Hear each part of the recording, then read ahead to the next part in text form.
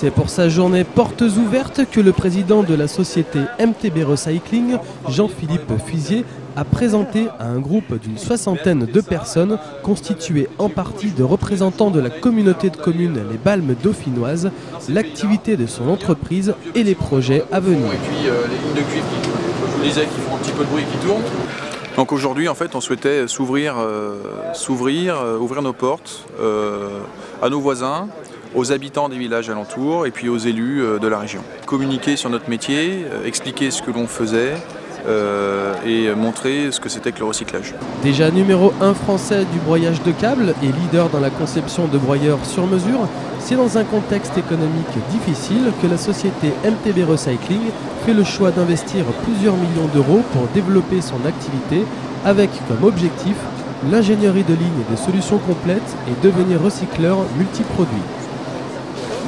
Une énorme surprise sur les capacités d'entreprise, une entreprise comme on pensait très petite, mais finalement exporte énormément et a une vision dans le monde et une place très importante.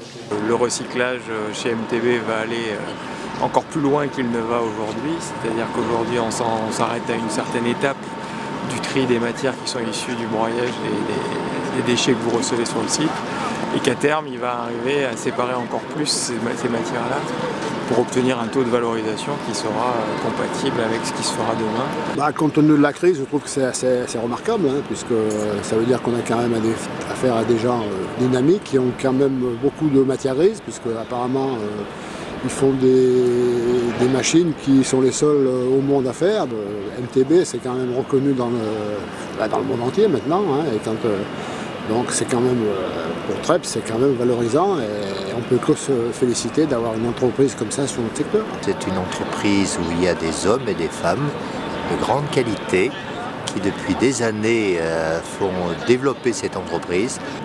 Et aujourd'hui je vois ce qu'il en est de l'entreprise MTB et je dis bravo.